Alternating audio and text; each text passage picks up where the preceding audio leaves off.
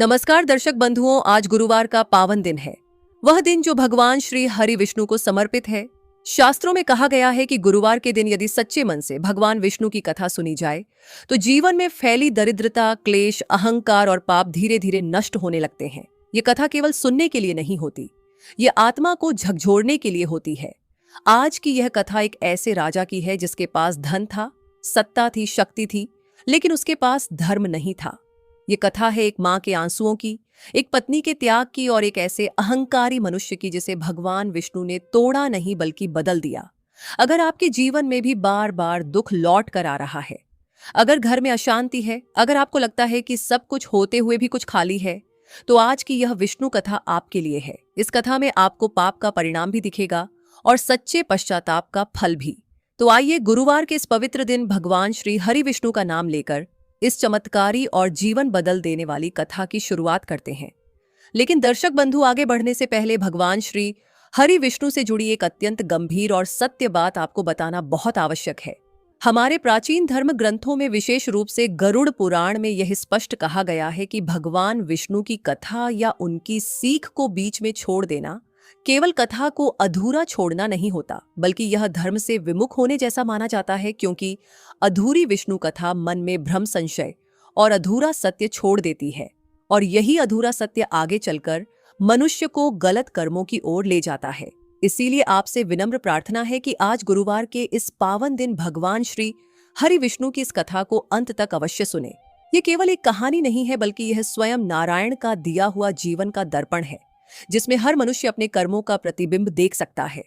हो सकता है इस कथा का कोई एक प्रसंग, कोई एक वाक्य आपके भीतर सोई हुई चेतना को जगा दे, आपको अधर्म से रोक ले और उस अंधकार से बाहर निकाल दे जिसमें अनजाने में हम सभी कभी ना कभी फंस जाते हैं। और यदि आप स्वयं को सच्चा सनातनी मानते हैं, यदि आप भगवान विष्णु को जगत का पालनहार मानते हैं, तो यह भी आपका धर्म बनता है कि नारायण की इन शिक्षाओं को केवल अपने तक सीमित ना रखें, बल्कि उन्हें अधिक से अधिक लोगों तक पहुंचाएं। इसीलिए इस कथा को लाइक करें, अपने मित्रों, परिवार और प्रियजनों के साथ साझा करें और हमारे चैनल श्री ज्ञान को सब्सक्राइब अवश्य करें, ताकि भगवान विष्णु की कृपा से धर्म, सत्य और जीवन की गढ़ शिक्षाएं निरंतर आप तक पहुंचती रहे। तो आइए पूर्ण श्रद्धा, विश्वास और भक्ति के साथ जगत के पालनहार भगवान श्री हरि विष्णु का स्मरण करते हुए इस पावन और जीवन को बदल देने वाली कथा की शुरुआत करते हैं। हरि ओम नमो नारायण। बहुत समय पहले की बात है। भारतवर्ष में एक बहुत ही सुंदर नगर हुआ करता था, जिसका नाम था धर्मनगर। धर्मनगर दिखने में तो स्वर्ग जैसा सुंदर था। वहां बड़े बड़े महल थे, चौड़ी सड़कें थीं और चारों तरफ हरियाली थी। लेकिन उस नगर की प्रजा बहुत दुखी थी। वहां के लोग दिन रात आंसुओं में डूबे रहते थे। इसका कारण था वहां का राजा, जिसका नाम था विक्रम सिंह। राजा विक्रम सिंह को अपने रूप, अपनी जवानी और अपनी ताकत पर बहुत ज्यादा घमंड था। उसे लगता था कि इस दुनिया में उससे बड़ा और कोई नहीं है। ना तो वह किसी देवी देवता को मानता था और ना ही अपने बड़ों का सम्मान करता था। उसके लिए धर्म और कर्म की बातें सिर्फ मजाक थी। विक्रम सिंह के महल में उसकी बूढ़ी माँ लक्ष्मी देवी भी रहती थी। लक्ष्मी देवी एक बहुत ही धार्मिक और भगवान विष्णु की परम भक्त थी। उनके हाथ में हर वक्त माला रहती और मुंह पर सिर्फ हरि ओम नमो नारायण का जाप रहता था। लक्ष्मी देवी ने अपने बेटे विक्रम सिंह को बचपन में बहुत अच्छे संस्कार देने की कोशिश की थी, लेकिन जवानी की दहलीज पर कदम रखते ही विक्रम सिंह बुरी संगत में पड़ गया और सारे संस्कार भूल गया।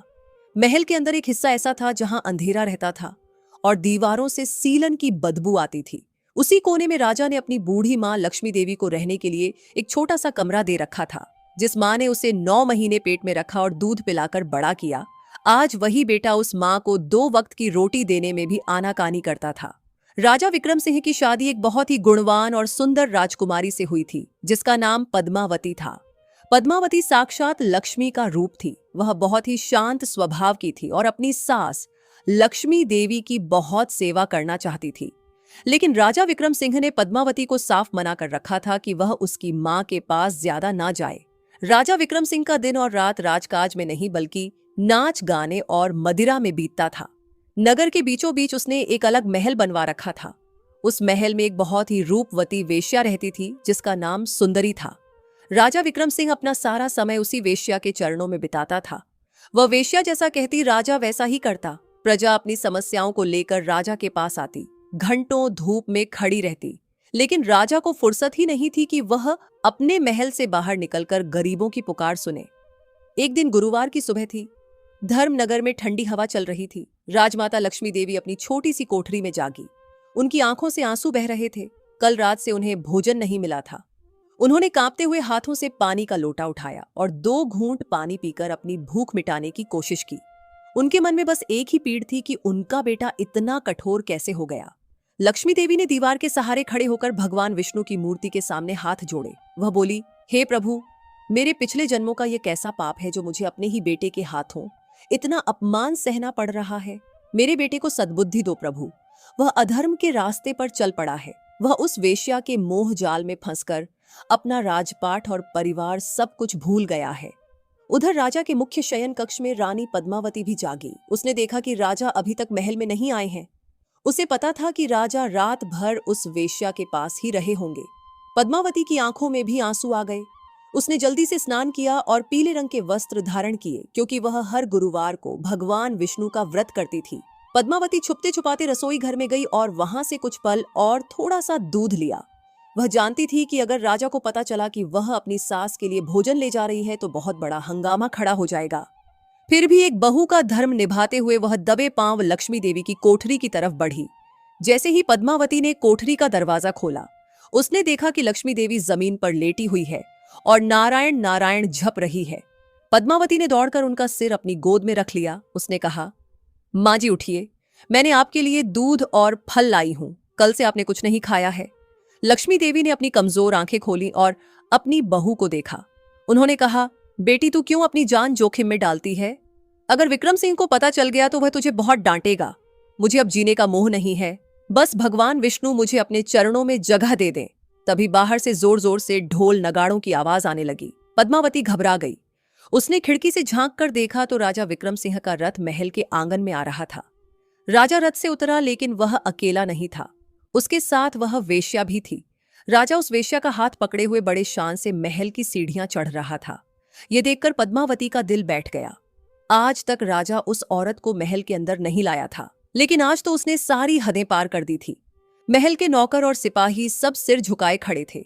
किसी में इतनी हिम्मत नहीं थी कि राजा को रोक सके। राजा विक्रम सिंह जोर से चिल्लाया, अरे कोई है, स्वागत नहीं करोगे हमारा? देखो, आज हमारे साथ धर्मनगर की सबसे सुंदर स्त्री आई है। आज से यह भी इसी महल में रहेगी। राजा की आवाज सुनकर लक्ष्मी देवी कांप उठी। उन्होंने पद्मावती से कहा, बेटी, यह मैं क्या सुन रही हूं? वह उस कुल्लटा को घर ले आया। ये तो अनर्थ हो जाएगा। ये राजमहल अपवित्र हो जाएगा। मुझे वहां ले चल बेटी। मैं अपने बेटे को समझाऊंगी। मां की बात बेटा कभी ना कभी तो समझेगा। पद्मावती ने बहुत मना किया, लेकिन लक्ष्मी देवी नहीं मानी। वह लाठी टेकते हुए लड़खड़ाते कदमों से कोठरी से बाहर निकली और उस बड़े हॉल की तरफ बढ़ी जहां राजा खड़ा था। राजा विक्रम सिंह उस वेश्या के लिए एक कीमती सिंहासन मंगवा रहा था। तभी उसने देखा कि सामने से उसकी बूढ़ी मां और पत्नी आ रही हैं। राजा का चेहरा गुस्से से लाल हो गया। वह अपनी मां के पास जाने के बजाय वहीं से चिल्लाया, तुम यहां क्यों आई हो? मैंने कहा था ना कि अपनी उस काल कोठरी से बाहर मत निकलना। मेरी खुशी तुमसे देखी नहीं जाती क्या? लक्ष्मी देवी की आंखों में ममता के साथ साथ क्रोध भी था। उन्होंने कांपती हुई आवाज में कहा, बेटा विक्रम, ये तू क्या कर रहा है? तू इस राज्य का राजा है। तेरा काम प्रजा की रक्षा करना है, ना कि पराई औरत को घर में लाना। यह अधर्म है बेटा। इसे अभी के अभी महल से बाहर निकाल दे। कुल की मर्यादा को मिट्टी में मत मिला। यह सुनकर वह वेश्या जोर जोर से हंसने लगी। उसने राजा के कंधे पर हाथ रखते हुए कहा, महाराज, देखिए ना, आपकी माताजी को मेरा यहां आना पसंद नहीं आया। लगता है ये नहीं चाहती हैं कि आप खुश रहें। वेश्या की बात सुनकर राजा विक्रम सिंह का गुस्सा 7वें आसमान पर पहुंच गया। वह अपनी मां की तरफ बढ़ा और बोला, बस बहुत हो गया। तुमने हमेशा मेरी खुशियों में जहर घोला है। मैं राजा हूं। मैं जो चाहूं वह कर सकता हूं। मुझे धर्म और मर्यादा का पाठ पढ़ाने की कोशिश मत करो। अगर तुम्हें इस महल में रहना है तो चुपचाप पड़ी रहो, वरना मैं भूल जाऊंगा कि तुम मेरी मां हो। लक्ष्मी देवी को विश्वास नहीं हो रहा था कि उनका बेटा इतना गिर सकता है। उन्होंने कहा, बेटा, मैं तेरी मां हूं। तेरे भले के लिए कह रही हूं। भगवान विष्णु के कोप से डर जब उनका न्याय होता है तो बड़े बड़े राजा भी भिखारी बन जाते हैं।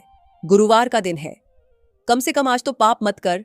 विष्णु विष्णु विष्णु, राजा ने छेड़कर कहा, सुबह से शाम तक बस उस विष्णु का नाम जपती रहती हो। कहाँ है तुम्हारा विष्णु? बुलाओ उसे। देखता हूं वह मेरा क्या बिगाड़ लेता है। मेरे पास धन है, दौलत है, सेना है। मुझे किसी भगवान की जरूरत नहीं है। इतना कहकर राजा ने एक ऐसा काम किया जिसे देखकर वहां खड़े हर इंसान की रूह कांप गई। राजा ने अपनी ही मां को धक्का दे दिया।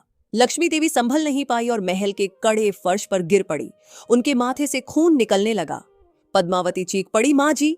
वह दौड़कर अपनी सास के पास गई, लेकिन राजा का दिल नहीं पसीजा। उसने अपनी पत्नी पद्मावती से कहा, अगर तूने इसकी मदद की तो तुझे भी इसी वक्त महल से बाहर निकाल दूंगा। चलो सुंदरी, हम अंदर चलते हैं, यहां का माहौल खराब हो गया है। राजा उस वेश्या को लेकर अपने कक्ष में चला गया। इधर पद्मावती अपनी सास के माथे से बहते खून को अपने आंचल से पोंछ रही थी। लक्ष्मी देवी की आंखों से आंसुओं की धार बह रही थी, लेकिन वह अपने दर्द के लिए नहीं बल्कि अपने बेटे के विनाश को सामने देखकर रो रही थी। उन्होंने आसमान की तरफ देखा और कहा, हे नारायण, अब और नहीं सहा जाता। या तो मुझे उठा ले या मेरे बेटे को सही राह दिखा। आज उसने एक मां का नहीं बल्कि तेरे भक्त का अपमान किया है। उस दिन दोपहर तक पूरे नगर में यह बात फैल गई कि राजा ने अपनी मां पर हाथ उठाया है और एक वेश्या को महल में ले आया है। प्रजा में हाहाकार मच गया। लोग डर गए कि अब इस राज्य का क्या होगा। जिस राज्य का राजा अपने माता पिता का सम्मान नहीं करता, वहां कभी सुख नहीं रह सकता। उसी दिन शाम के समय धर्मनगर नगर की सीमा पर एक साधु का आगमन हुआ। उनके चेहरे पर सूर्य जैसा तेज था और माथे पर पीला चंदन लगा हुआ था। उनके हाथ में एक कमंडल और एक छड़ी थी। वह देखने में तो साधारण साधु लग रहे थे, लेकिन उनकी आंखों में एक अजीब सी चमक थी, जैसे वह सब कुछ जानते हों। वह साधु सीधा नगर के बीच बाजार में पहुंचे। बाजार सूना पड़ा था। लोग अपने घरों में डरे सहमे बैठे थे। साधु ने एक घर का दरवाजा खटखटाया। अंदर से एक गरीब ब्राह्मण बाहर निकला। साधु ने कहा, नारायण हरि भाई, मुझे बहुत भूख लगी है, क्या मुझे थोड़ा भोजन मिल सकता है? ब्राह्मण ने साधु के चरण छुए और कहा, महाराज, आप इस नगर में नए आए हैं लगता है। इस नगर में तो हम खुद दाने दाने को मोहताज हैं। हमारे राजा के पापों के कारण यहाँ अकाल जैसी स्थिति हो गई है। फिर भी जो थोड़ा बहुत रूखा सूखा है मैं आपको खिलाता हूँ। साधु ने भोजन ग्रहण किया और फिर पूछा, भाई, मैंने सुना है कि यहाँ का राजा बहुत प्रतापी हुआ करता था, फिर ये दुर्दशा क्यों? ब्राह्मण रो पड़ा। उसने राजा विक्रम सिंह के अत्याचार, उसकी मां लक्ष्मी देवी की दुर्दशा और वेश्या के प्रभाव की सारी कहानी साधु को बता दी। उसने बताया कि कैसे आज सुबह राजा ने अपनी मां को धक्का देकर गिरा दिया। यह सुनकर साधु का चेहरा गंभीर हो गया। उन्होंने अपनी आंखें बंद की और कुछ क्षण ध्यान लगाया। जब उन्होंने आंखें खोली तो उनकी वाणी में एक भारीपन था। उन्होंने कहा, जब पाप का घड़ा भर जाता है तो उसे फूटने में देर नहीं लगती। विक्रम सिंह ने अपनी मां का अपमान करके अपने ही विनाश को निमंत्रण दिया है, लेकिन चिंता मत करो, भगवान विष्णु अपने भक्तों की पुकार जरूर सुनते हैं। अब समय आ गया कि इस नगर को इस पाप से मुक्त कराया जाए। साधु ने अपना कमंडल उठाया और राजमहल की दिशा में चल पड़े। शाम ढल रही थी और आसमान में काले बादल छाने लगे थे। हवा तेज हो गई थी, जैसे प्रकृति भी आने वाले तूफान का संकेत दे रही हो। महल के द्वार पर पहुंचकर साधु ने जोर से अलख जगाई, अलख निरंजन, राजा विक्रम सिंह बाहर आओ। पहरेदारों ने साधु को रोकने की कोशिश की। उन्होंने कहा, ए बाबा, यहाँ शोर मत मचाओ, राजा जी विश्राम कर रहे हैं। अगर उनकी नींद टूट गई तो वह तुम्हारी चमड़ी उधेड़ देंगे, भाग जाओ यहाँ से। साधु ने मुस्कुराते हुए कहा, मूर्ख हो तुम लोग। जो राजा अपनी प्रजा और अपनी मां का नहीं हुआ, उसकी नौकरी बजाते हुए तुम्हें शर्म नहीं आती? जाओ, कहो अपने राजा से कि एक फकीर उससे मिलने आया है, और अगर वह नहीं आया तो अनर्थ हो जाएगा। पहरेदार साधु के तेज को देखकर डर गए। एक पहरेदार दौड़कर अंदर गया। उस समय राजा विक्रम सिंह और वह वेश्या मदिरा पी रहे थे। पहरेदार ने कांपते हुए कहा, महाराज क्षमा करें, बाहर एक साधु आया है। वह जिद कर रहा है कि आपसे मिलना है। वह बहुत ही तेजस्वी लग रहा है। वेश्या ने हंसते हुए कहा, साधु, अरे किसी भिखारी को कुछ सिक्के देकर भगा दो, महाराज का समय क्यों बर्बाद कर रहे हो? राजा ने भी नशे में झूमते हुए कहा, हाँ, भगा दो उसे। कहो कि राजा के पास फालतू लोगों के लिए वक्त नहीं है। पहरेदार वापस गया और उसने साधु को जाने के लिए कहा, लेकिन साधु ने अपनी जगह से हिलने से मना कर दिया। उन्होंने और जोर से आवाज लगाई, विक्रम सिंह बाहर आ, अपने अहंकार की नींद से जाग। साधु की आवाज इतनी तेज थी कि वह सीधे राजा के शयन कक्ष तक पहुंची। राजा को बहुत क्रोध आया। उसने अपनी तलवार उठाई और कहा, आज इस साधु का सिर काटकर ही मैं शांत होऊंगा। मेरी शाम खराब कर दी इसने। राजा विक्रम सिंह नंगी तलवार लेकर महल के मुख्य द्वार की तरफ दौड़ा। उसके पीछे पीछे वह वेश्या भी तमाशा देखने आई। जैसे ही राजा द्वार पर पहुंचा, उसने देखा कि एक साधारण साधु खड़ा है। राजा ने गरजते हुए कहा, तू है वह ढोंगी जो मेरी मौत को आवाज दे रहा है, जानता नहीं मैं कौन हूं? साधु ने राजा की आंखों में आंखें डालकर देखा और शांत स्वर में कहा, मैं जानता हूं तुम कौन हो। तुम एक ऐसे बदनसीब बेटे हो जो अपनी माँ के आंसुओं का कारण बना है। विक्रम सिंह अभी भी वक्त है, अपनी माँ के चरणों में गिरकर माफी मांग ले और उस वेश्या को त्याग दे, वरना तेरा यह राजपाट, यह जवानी सब मिट्टी में मिल जाएगा। राजा ने साधु की बात सुनकर जोर से ठाका लगाया। उसने कहा, पागल हो गया है यह बुढ़ा, मुझे श्राप देगा। ले, मैं अभी तुझे परलोक भेज देता हूं। राजा ने अपनी तलवार ऊपर उठाई और पूरी ताकत से साधु की गर्दन पर वार करना चाहा, लेकिन तभी एक चमत्कार हुआ। राजा का हाथ हवा में ही जम गया। वह अपनी तलवार नीचे नहीं ला पाया। उसका शरीर पत्थर जैसा सख्त होने लगा। तभी आसमान में बिजली कड़की और मूसलाधार बारिश शुरू हो गई।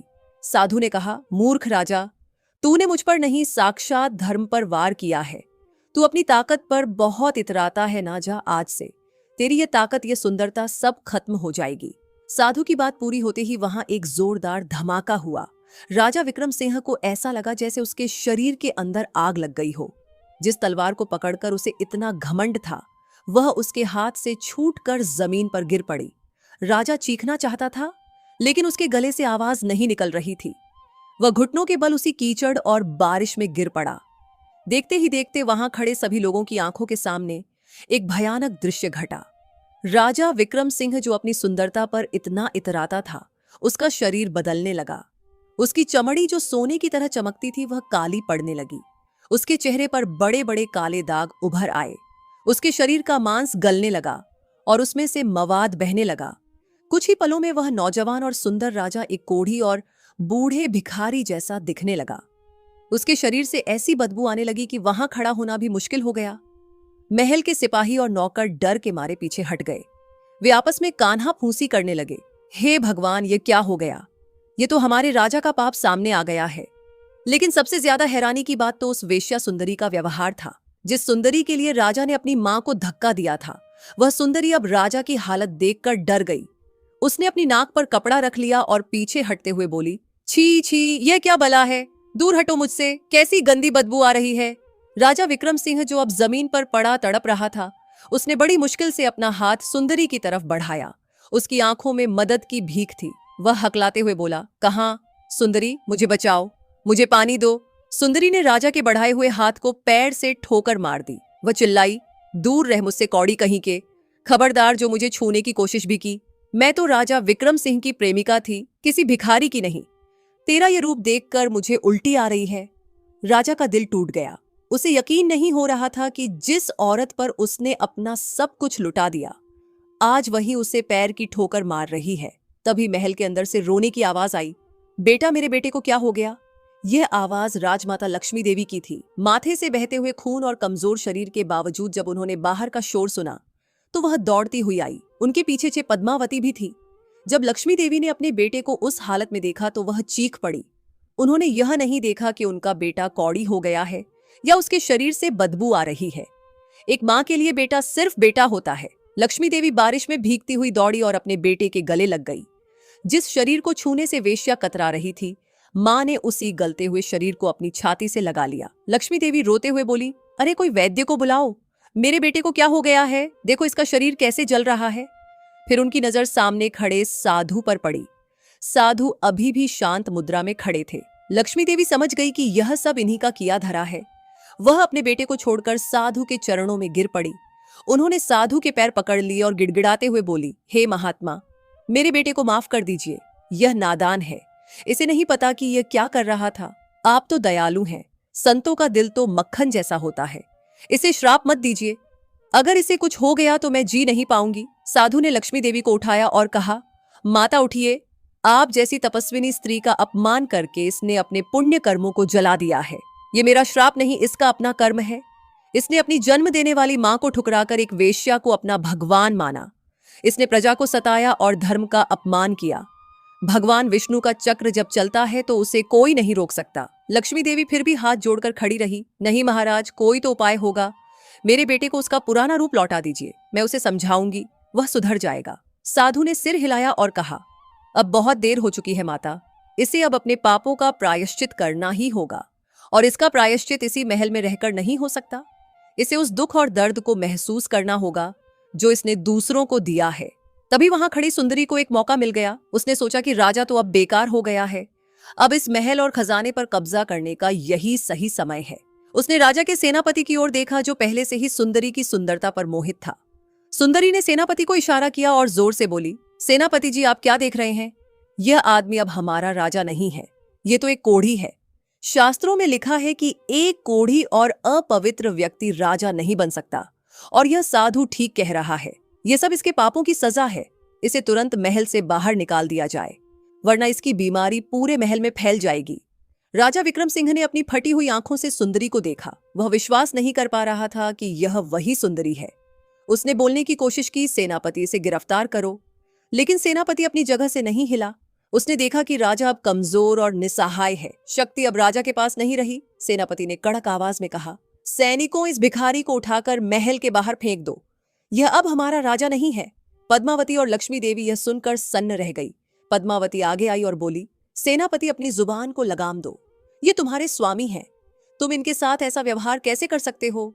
और सुंदरी तू तो कहती थी कि तू महाराज से प्रेम करती है, आज तेरा प्रेम कहाँ गया? सुंदरी ने हंसते हुए कहा, प्रेम? कैसा प्रेम पगली? मैं एक वेश्या हूं। मेरा प्रेम सिर्फ सोने और चांदी से होता है। जब तक इसके पास जवानी और दौलत थी मैं इसकी थी। अब यह सड़ा हुआ मांस है तो तू ही इसे रख ले। सैनिकों ने जो कल तक राजा के इशारे पर नाचते थे, आज उसी राजा को बाजुओं से पकड़ लिया। लक्ष्मी देवी और पद्मावती ने सैनिकों को रोकने की बहुत कोशिश की। लक्ष्मी देवी सैनिकों के पैरों में लेट गई। नहीं, मेरे बेटे को मत ले जाओ, उसे बाहर मत फेंको। लेकिन सैनिकों ने एक न सुनी। उन्होंने लक्ष्मी देवी को धक्का देकर किनारे कर दिया और राजा विक्रम सिंह को घसीटते हुए मुख्य द्वार की तरफ ले जाने लगे। राजा की टांगें जमीन पर घिसट रही थी। कीचड़ उसके मुंह में जा रहा था। वह दया की भीख मांग रहा था, लेकिन कोई सुनने वाला नहीं था। साधु ने अपनी छड़ी उठाई और कहा, रुक जाओ। सैनिक एक पल के लिए रुक गए। साधु राजा के पास गए और उसके कान में कहा, विक्रम सिंह, देख ले, ये है तेरी दुनिया की सच्चाई। जिन लोगों के लिए तूने अपनी माँ और पत्नी को ठुकराया, आज वही तुझे कचरे की तरह बाहर फेंक रहे हैं। जा भटक दर दर। जब तक तेरे अंदर का अहंकार पूरी तरह नहीं मर जाता, तब तक तुझे मुक्ति नहीं मिलेगी। याद रखना, जिस दिन तुझे अपनी गलती का सच्चा पछतावा होगा और जिस दिन तू भगवान विष्णु की शरण में सच्चे मन से जाएगा, शायद उसी दिन तेरे दुख कम होंगे। इसके बाद सैनिकों ने राजा को ले जाकर महल के विशाल लोहे के गेट के बाहर कीचड़ में फेंक दिया। भारी दरवाजा धड़ाम से बंद हो गया।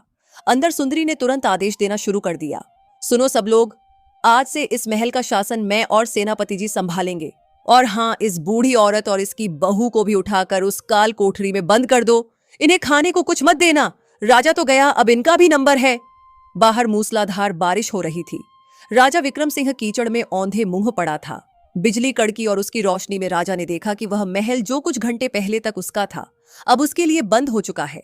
उसके शरीर में असहनीय पीड़ा हो रही थी, घावों में जलन हो रही थी, ठंड से उसका शरीर कांप रहा था।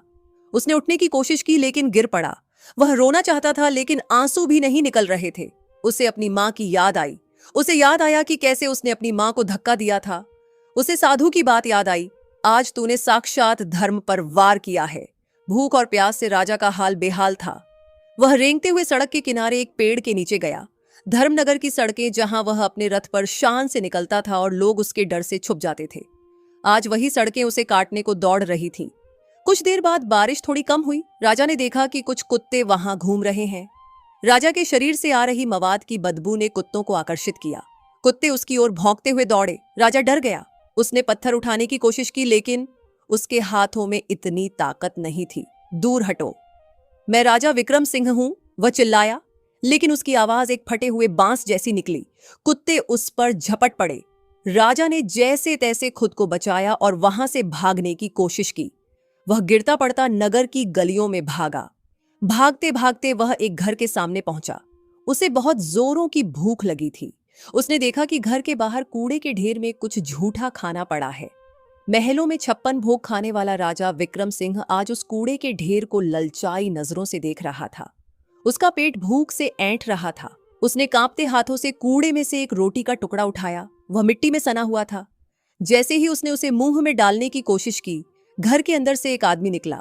अरे हट यहां से, गंदे भिखारी मेरे घर के सामने क्यों खड़ा है? अपशकुन फैलाएगा क्या? उस आदमी ने एक डंडा उठाकर राजा को मारा।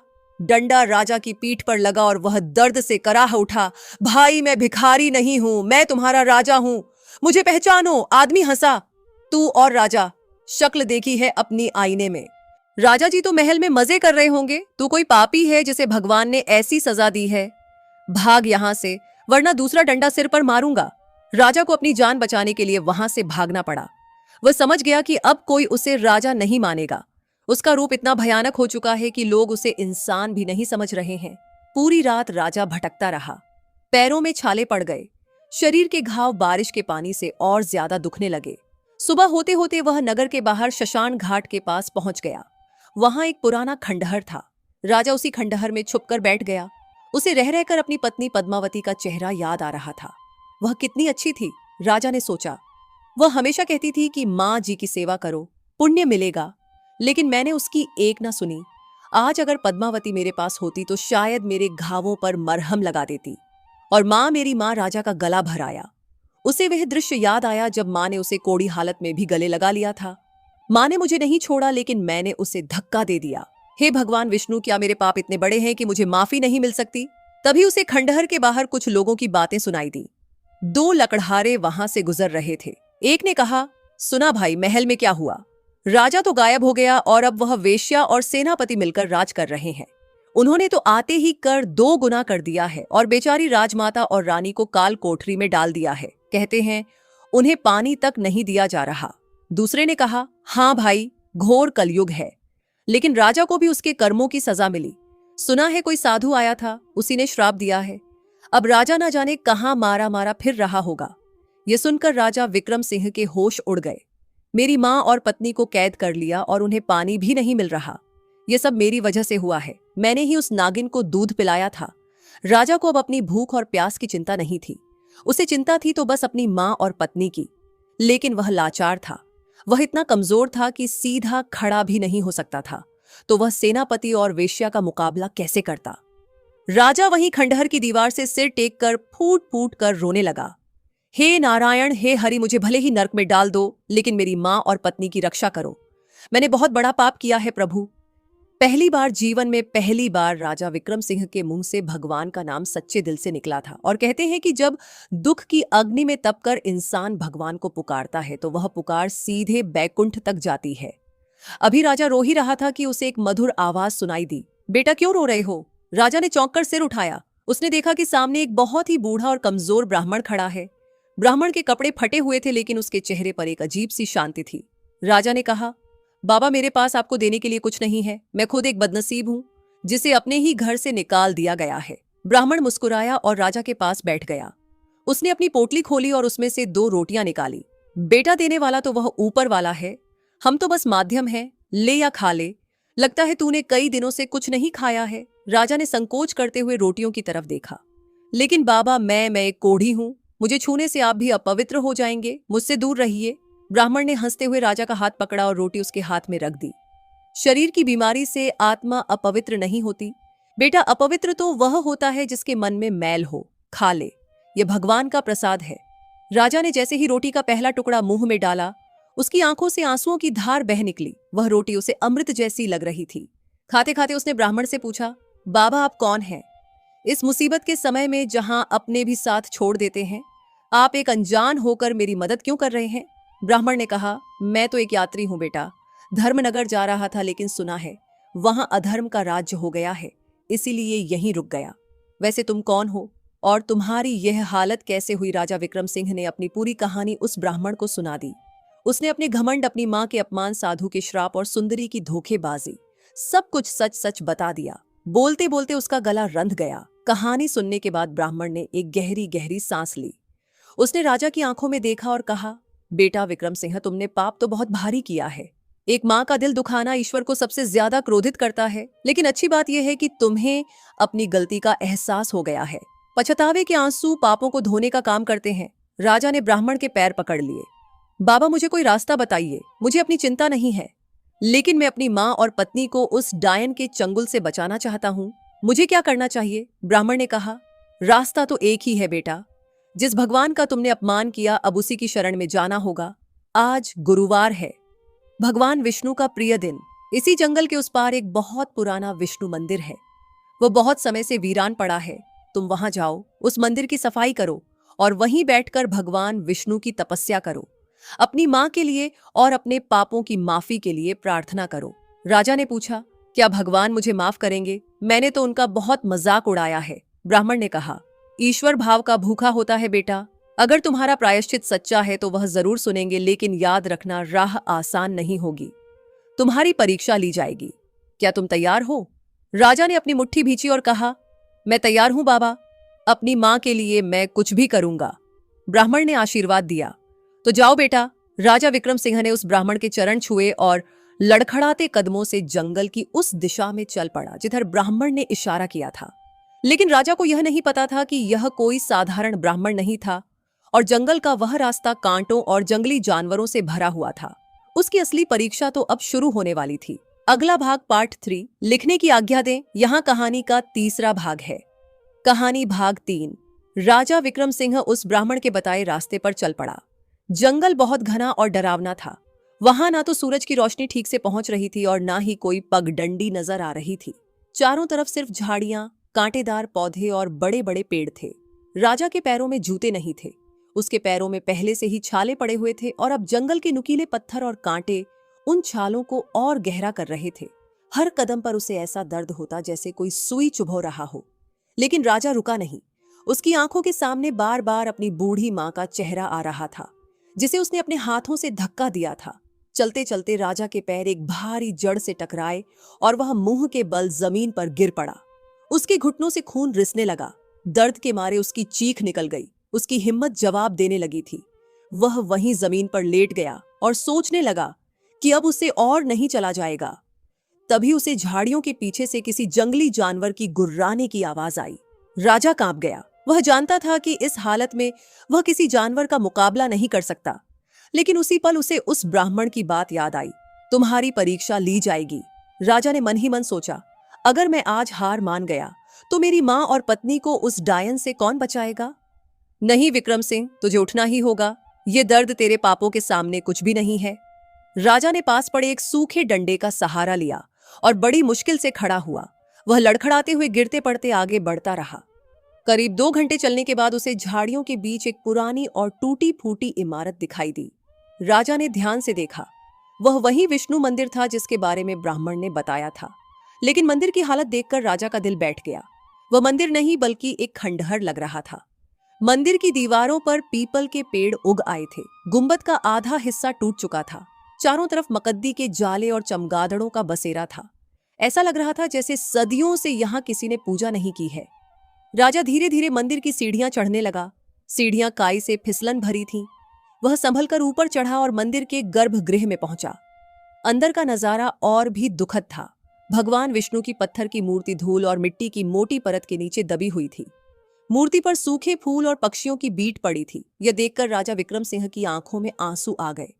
उसने सोचा, जिस भगवान को पूरी दुनिया का पालनहार कहा जाता है, आज उनके घर की यह दशा है और यह सब हम जैसे पापियों के कारण है जो धर्म को भूल गए हैं। राजा ने तय कर लिया कि वह इस मंदिर की पुरानी शान वापस लाएगा, लेकिन उसके पास सफाई करने के लिए ना तो झाड़ू थी और ना ही पानी। उसका अपना शरीर बीमारियों से भरा था। उसके हाथों की उंगलियां गल रही थीं। राजा ने अपनी परवाह के बिना अपने नंगे हाथों से ही मंदिर की सफाई शुरू कर दी। उसने वहां पड़े सूखे पत्तों और मलबे को अपने हाथों से उठाकर बाहर फेंकना शुरू किया। पत्थरों और कांटों से उसके हाथ छिल गए। घावों से खून बहने लगा, लेकिन वह रुका नहीं। उसे लग रहा था कि जैसे जैसे वह मंदिर का कचरा साफ कर रहा है, वैसे वैसे उसके मन का मैल भी साफ हो रहा है। घंटों की मेहनत के बाद उसने गर्भगृह को थोड़ा साफ कर दिया। अब समस्या पानी की थी। भगवान की मूर्ति को स्नान कैसे कराए? राजा मंदिर से बाहर आया और पानी की तलाश करने लगा। मंदिर के पीछे उसे एक पुराना तालाब दिखाई दिया, लेकिन गर्मी और देखरेख ना होने के कारण तालाब लगभग सूख चुका था। उसमें सिर्फ नीचे कीचड़ और थोड़ा सा गंदा पानी बचा था। राजा ने हार नहीं मानी। वह तालाब में उतर गया। उसने अपने हाथों से कीचड़ को हटाना शुरू किया। वह तब तक कीचड़ खोदता रहा जब तक कि उसे जमीन के नीचे से साफ पानी का स्रोत नहीं मिल गया। थोड़ी देर में वहां थोड़ा साफ पानी जमा हो गया। राजा के पास कोई बर्तन नहीं था। उसने पास के एक पेड़ से कुछ बड़े पत्ते तोड़े और उनका दोना बनाया। उस दोने में पानी भरकर वह मंदिर के अंदर लाया। राजा ने भगवान विष्णु की मूर्ति पर पानी डाला और अपने कपड़े के एक टुकड़े से मूर्ति को साफ करने लगा। उसने बड़े प्यार और भक्ति से मूर्ति पर जमी धूल की परतें हटाई। धीरे धीरे भगवान विष्णु का श्यामल रूप निखरने लगा। उनकी शांत मुस्कान देखकर राजा का मन शांत होने लगा। सफाई करने के बाद राजा मूर्ति के सामने हाथ जोड़कर बैठ गया। शाम हो चुकी थी और जंगल में अंधेरा छाने लगा था। राजा ने कहा, हे प्रभु, मेरे पास आपको चढ़ाने के लिए ना फूल है, ना फल और ना ही कोई दीपक। मैं तो खुद एक अछूत हूं, लेकिन मैं अपना अहंकार, अपना पापी मन और अपने आंसू आपके चरणों में अर्पित करता हूं। मेरी माँ कहती थी कि आप बहुत दयालु हैं। अगर मैंने जीवन में कभी कोई एक भी अच्छा काम किया हो तो मेरी माँ की रक्षा करना प्रभु। राजा वहीं ठंडी जमीन पर लेट गया। थकान और कमजोरी के कारण उसे तुरंत नींद आ गई। उधर धर्मनगर के राजमहल में जुल्म की हदें पार हो रही थी। सुंदरी अब पूरी तरह से रानी बन बैठी थी। उसने राजा के शयन कक्ष पर कब्जा कर लिया था और राजसी वस्त्र पहनकर सिंहासन पर बैठने लगी थी। सुंदरी ने सेनापति को बुलाया और कहा, सेनापति, मुझे लगता है कि उस बूढ़ी लक्ष्मी देवी ने कहीं ना कहीं राज खजाना छुपा रखा है। राजा विक्रम सिंह तो मूर्ख था, उसे कुछ नहीं पता था, लेकिन वह बुढ़िया बहुत चालाक है। जाओ और उनसे पता लगाओ कि शाही खजाने की चाबी कहाँ है। सेनापति, जो अब सुंदरी के इशारों पर नाचता था, कुछ सैनिकों को लेकर काल कोठरी की तरफ गया। काल कोठरी में घुप अंधेरा था। जमीन पर सीलन थी। लक्ष्मी देवी और पद्मावती एक कोने में बैठी थी। उन्हें 2 दिन से खाना पानी नहीं मिला था। लक्ष्मी देवी का शरीर बुखार से तप रहा था। पद्मावती अपनी सांस का सिर अपनी गोद में रखकर बैठी थी और रो रही थी। तभी कोठरी का दरवाजा खुला और मशाल की रोशनी अंदर आई। सेनापति ने अंदर आते ही कड़क आवाज में कहा, राजमाता, आराम बहुत हो गया, अब काम की बात करते हैं। महारानी सुंदरी जानना चाहती हैं कि शाही खजाने की गुप्त चाबी कहाँ है। लक्ष्मी देवी ने अपनी कमजोर आंखें खोली। उन्होंने कहा, सेनापति, तू जिसे महारानी कह रहा है वह एक वेश्या है और खजाना तो प्रजा का होता है। मैं उसे किसी कुल्टा के हाथ में नहीं दे सकती। सेनापति को गुस्सा आ गया। उसने पास खड़े सैनिक से एक कोड़ा लिया। उसने कहा, लगता है सीधी तरह से नहीं बताओगी। पद्मावती चिल्लाई, नहीं मांझी बीमार हैं, उन्हें मत मारिए। आप लोग इतने निर्दय कैसे हो सकते हैं। पद्मावती सेनापति के पैरों में गिर पड़ी। मैं आपके पैर पकड़ती हूं, हमें छोड़ दीजिए। सेनापति ने पद्मावती को धक्का दिया और कोड़ा हवा में लहराया। सटाक! कोड़ा लक्ष्मी देवी की पीठ पर लगा। बूढ़ी मां दर्द से तड़प उठी। हे नारायण! पद्मावती ने खुद को अपनी सांस के ऊपर डाल दिया ताकि अगला कोड़ा उससे लगे। वह रोते हुए बोली, मारना है तो मुझे मारो, लेकिन मेरी मां को छोड़ दो। सेनापति हंसा, बड़ा प्यार है सास बहू में। ठीक है, आज की रात सोच लो। अगर कल सुबह तक चाबी नहीं मिली तो कल तुम दोनों को नगर के बीचों बीच कोड़े मारे जाएंगे, और तब तक मारेंगे जब तक तुम चाबी नहीं देती।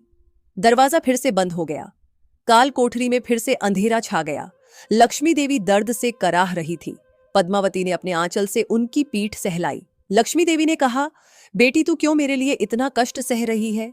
मैं तो अब वैसे भी कुछ दिनों की मेहमान हूं, तो यहां से भागने की कोशिश क्यों नहीं करती। पद्मावती ने रोते हुए कहा, मां जी, मैं आपको छोड़कर कहीं नहीं जाऊंगी। हमारे स्वामी जहां भी होंगे वह जरूर वापस आएंगे। मुझे विश्वास है, मेरा दिल कहता है कि वह बदल रहे हैं। लक्ष्मी देवी ने एक लंबी सांस ली। हाँ बेटी, मेरा मन भी कह रहा है कि मेरा विक्रम अब वह विक्रम नहीं रहा। भगवान उसे सही राह दिखा रहे हैं, लेकिन पता नहीं हम तब तक जिंदा रहेंगे या नहीं। जंगल में आधी रात का समय था। राजा विक्रम सिंह नींद में बड़बड़ा रहा था। उसे सपने में अपनी मां की चीखें सुनाई दे रही थी। अचानक उसकी आंख खुल गई। पसीने से लथपथ वह उठ बैठा। मंदिर में घुप अंधेरा था। बाहर से झिंगुरों की आवाज आ रही थी। राजा को बहुत बेचैनी होने लगी। उसे लगा जैसे उसकी मां मुसीबत में है। वह फिर से भगवान विष्णु की मूर्ति के सामने गया। उसने अंधेरे में ही हाथ जोड़े और कहा, प्रभु, मुझे कोई संकेत दीजिए। मेरी मां ठीक तो है ना। मेरा मन बहुत घबरा रहा है। तभी मंदिर के बाहर तेज हवा चलने लगी। सूखे पत्ते उड़ने लगे। राजा ने देखा कि मंदिर के प्रवेश द्वार पर एक छोटी सी रोशनी दिखाई दे रही है। वह रोशनी धीरे धीरे बढ़ती गई और मंदिर के अंदर आ गई। राजा डरकर पीछे हट गया। उसने देखा कि वह रोशनी एक जुगनू की नहीं बल्कि एक दिव्य पुंज की तरह थी।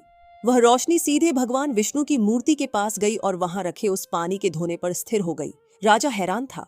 तभी उसने देखा कि उस रोशनी के उजाले में मूर्ति के चरणों के पास कुछ लिखा हुआ दिखाई दे रहा है। राजा ने झुककर देखा।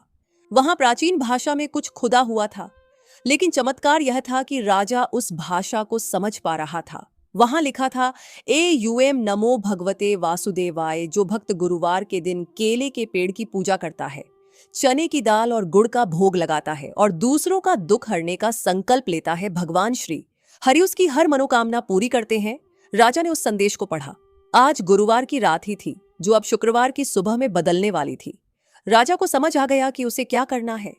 उसे अगले गुरुवार तक का इंतजार नहीं करना था, बल्कि अभी से अपनी तपस्या शुरू करनी थी। लेकिन जंगल में केले का पेड़, चने की दाल और गुड़ कहां से मिलेगा? राजा फिर सोच में पड़ गया। उसने सोचा, प्रभु आप परीक्षा ले रहे हैं? मैं ये परीक्षा भी पास करूंगा। मैं ढूंढूंगा, पूरे जंगल में ढूंढूंगा। सुबह होते ही राजा फिर से जंगल में निकल पड़ा। इस बार वह शिकार या सैर के लिए नहीं, बल्कि पूजा की सामग्री ढूंढने के लिए निकला था।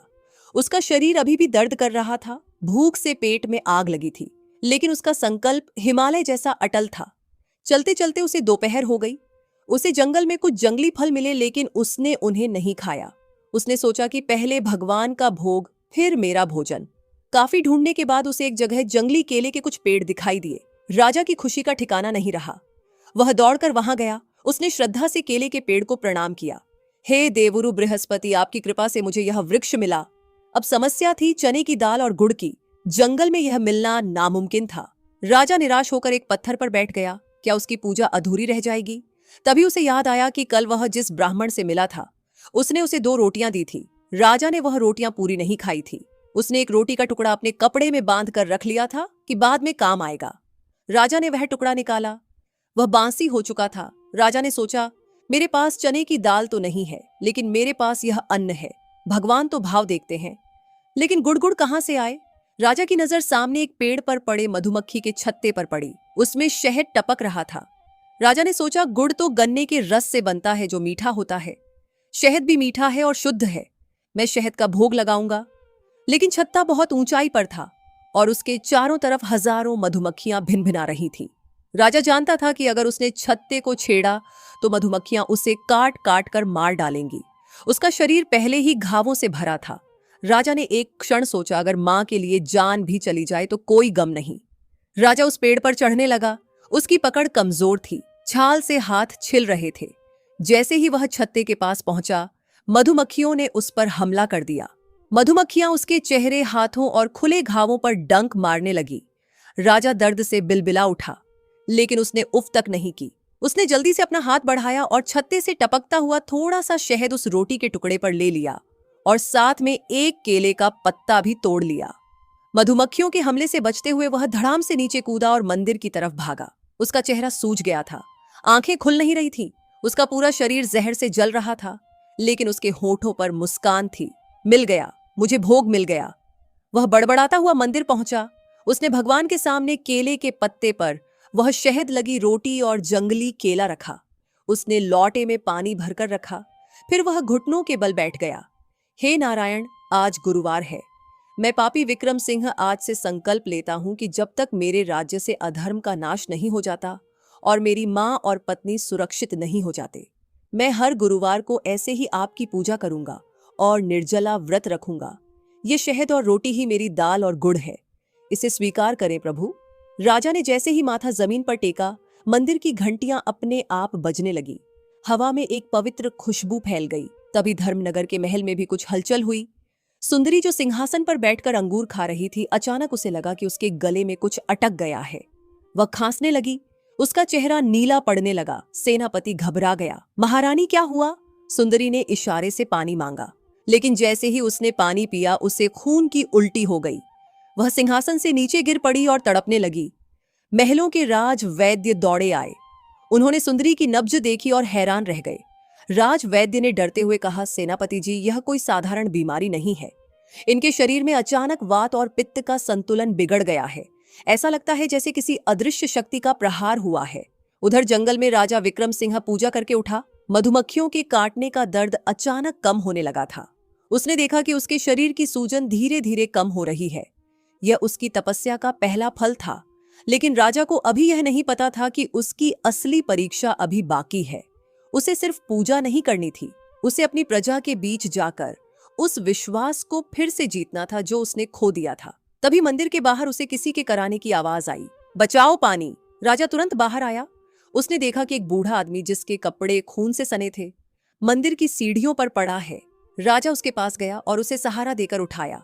बाबा, आप कौन हैं और आपकी यह हालत किसने की? बूढ़े ने कांपते हुए कहा, बेटा मैं धर्मनगर से आया हूं। मैं वहां का एक व्यापारी था। उस दुष्ट सेनापति और सुंदरी ने मेरा सब कुछ लूट लिया और मुझे मार पीट कर नगर से निकाल दिया। मैं भागते भागते यहां आ गया। राजा का खून खौल उठा। अपनी प्रजा की यह हालत देखकर उसे अपने पुराने दिनों की याद आ गई, जब वह भी प्रजा की सुध नहीं लेता था। उसे बहुत आत्मग्लानि हुई। राजा ने उस बूढ़े को अपना बचा हुआ पानी पिलाया और कहा, बाबा आप चिंता मत कीजिए, अब धर्मनगर के अच्छे दिन आने वाले हैं। बूढ़े ने राजा की तरफ देखा। राजा का चेहरा बिगड़ा हुआ था, इसलिए वह उसे पहचान नहीं पाया। उसने पूछा, तुम कौन हो बेटा? तुम भी तो किसी बड़े घर के लगते हो, लेकिन तुम्हारी हालत तो मुझसे भी बदतर है। राजा ने मुस्कुराते हुए कहा, मैं बस एक सेवक हूं बाबा, भगवान विष्णु का सेवक। तभी राजा के दिमाग में एक योजना आई।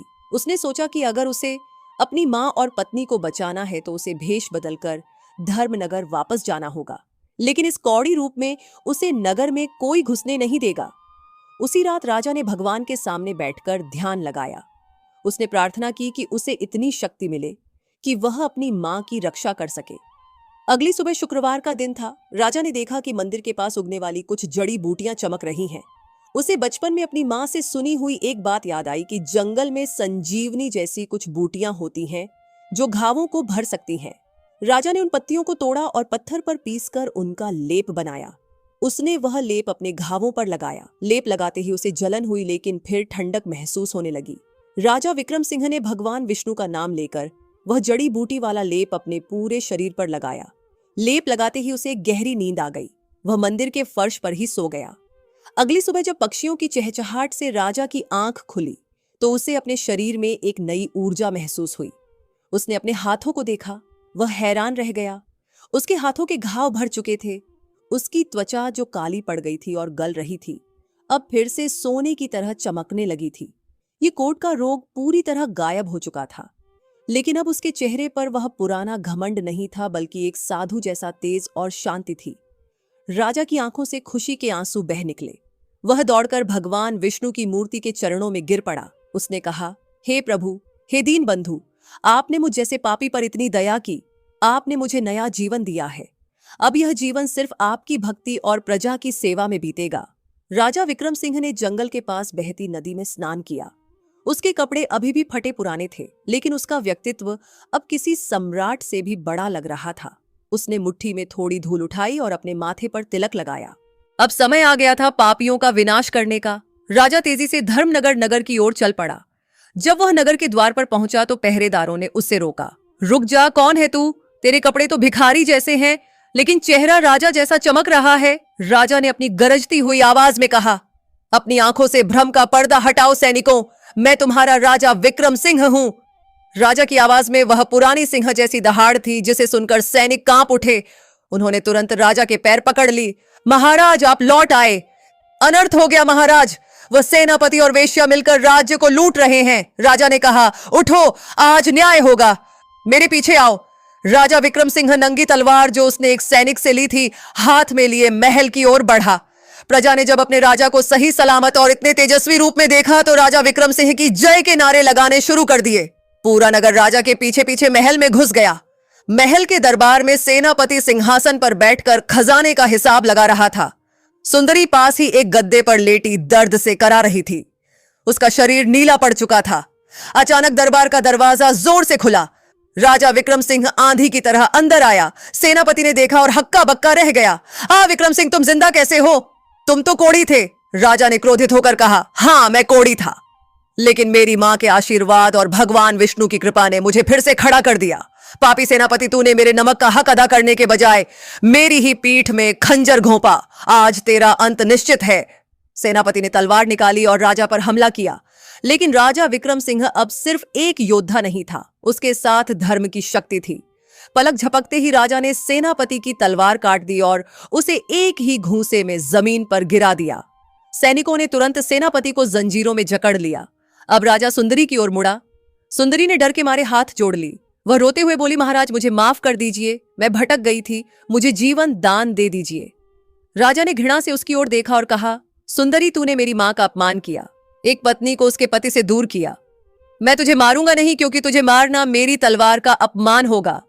तेरी सजा यह है कि तुझे इसी वक्त राज्य से बाहर निकाल दिया जाएगा। जा और अपनी बाकी जिंदगी अपने पापों का प्रायश्चित करते हुए बिता। सुंदरी को सैनिक घसीटते हुए बाहर ले गए। इसके बाद राजा विक्रम सिंह दौड़कर काल कोठरी की तरफ गया। उसने अपनी तलवार के एक वार से कोठरी का ताला तोड़ दिया। अंदर का दृश्य देखकर राजा का कलेजा मुंह को आ गया। उसकी बूढ़ी मां लक्ष्मी देवी जमीन पर बेहोश पड़ी थी और पद्मावती उनके पास बैठकर रो रही थी। मां पद्मावती, राजा चिल्लाया। पद्मावती ने चौंक कर देखा। उसे अपनी आंखों पर विश्वास नहीं हुआ। स्वामी, आप ठीक हो गए? राजा ने दौड़कर अपनी मां का सिर अपनी गोद में रख लिया। उसने पास रखा पानी का लोटा उठाया और मां के मुंह पर छींटे मारे। मां, आंखें खोलो, देखो तुम्हारा विक्रम आ गया है, तुम्हारा नालायक बेटा वापस आ गया है। मां, लक्ष्मी देवी ने धीरे धीरे आंखें खोली। अपने बेटे का सुंदर और स्वस्थ चेहरा देखकर उनके चेहरे पर एक कमजोर मुस्कान आ गई। उन्होंने कांपते हाथ से राजा का गाल छुआ। बेटा, तू ठीक है? मुझे पता था मेरा नारायण मेरी पुकार जरूर सुनेगा। राजा मां के चरणों में फूट फूट कर रोने लगा। मां, मुझे माफ कर दो, मैंने तुम्हें धक्का दिया, तुम्हारा अपमान किया, मैं नरक का अधिकारी हूं। लक्ष्मी देवी ने राजा को गले लगा लिया और कहा, बेटा, सुबह का भूला अगर शाम को घर आ जाए तो उसे भूला नहीं कहते। तूने अपनी गलती मान ली, यही मेरा सबसे बड़ा सुख है। भगवान विष्णु ने हमारी परीक्षा ली थी और हम उसमें पास हो गए। राजा ने अपनी पत्नी पद्मावती के सामने भी हाथ जोड़े। पद्मावती, मैं तुम्हारा भी अपराधी हूं। पद्मावती ने तुरंत राजा के मुंह पर हाथ रख दिया। नहीं स्वामी, आप मेरे पति हैं, मेरे देवता हैं, आप वापस आ गए, मेरे लिए यही सब कुछ है। उसी दिन राजा विक्रम सिंह ने फिर से अपना राजपाट संभाला। सबसे पहले उसने राज्य में मुनादी करवाई कि आज से हर गुरुवार को पूरा राज्य भगवान विष्णु की पूजा करेगा। उसने गरीबों के लिए अन्न के भंडार खोल दिए।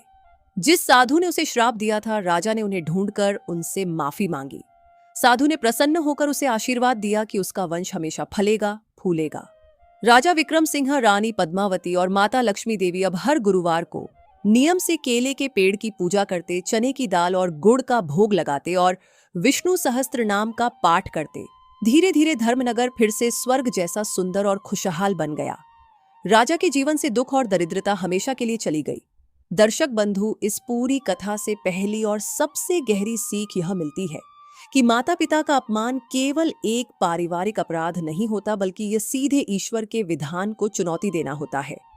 राजा विक्रम सिंह का पतन किसी युद्ध में हार से नहीं हुआ, ना ही किसी बाहरी शत्रु ने उसे गिराया, बल्कि उसकी खुद की करनी ने उसे मिट्टी में मिला दिया। जिस मां ने उसे जन्म दिया, जिसने उसे दूध पिलाकर बड़ा किया, उसी मां को धक्का देना उसके जीवन का सबसे बड़ा पाप बन गया।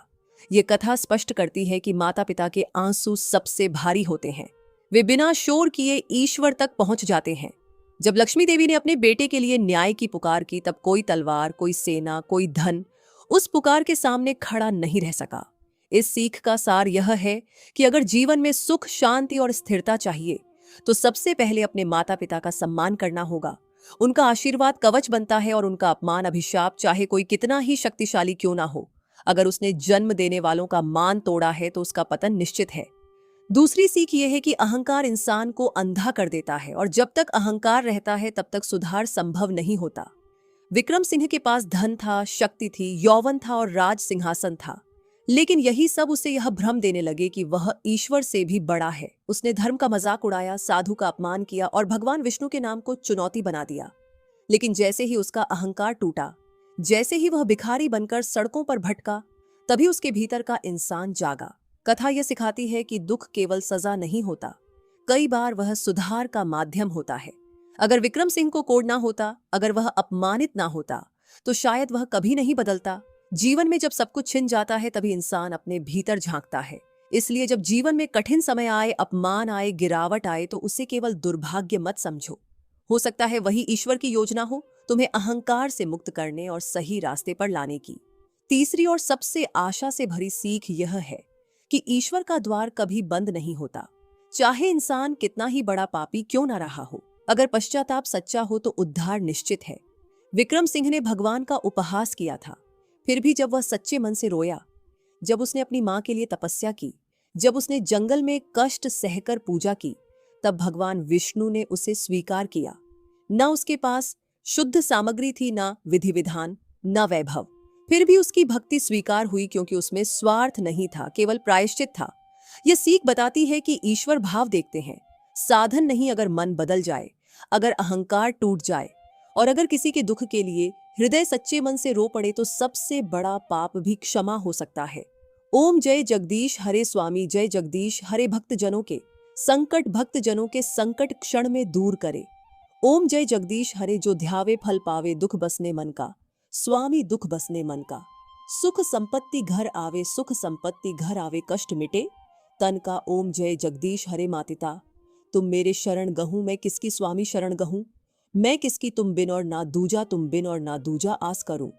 मैं किसकी। ओम जय जगदीश हरे तुम पूर्ण परमात्मा तुम अंतर्यामी स्वामी तुम अंतर्यामी पार ब्रह्म परमेश्वर तुम सबके स्वामी। ओम जय जगदीश हरे करे तुम करुणा के सागर तुम पालन करता स्वामी तुम पालन करता। मैं मूख कल कामी मैं मूरख कल कामी कृपा करो भरता। ओम जय जगदीश हरे तुम हो एक अगोचर सबके प्राणपति स्वामी सबके प्राणपति किस विधि मिलूं दयामय तुमको मैं कुमति। ओम जय जगदीश हरे दीन बंधु दुख हरता ठाकुर तुम मेरे स्वामी ठाकुर तुम मेरे अपने हाथ उठाओ द्वार पड्ढा तेरे। ओम जय जगदीश करे विषय विकार मिटाओ पाप हरो देवा स्वामी पाप हरो देवा। श्रद्धा भक्ति बढ़ाओ संतन की सेवा।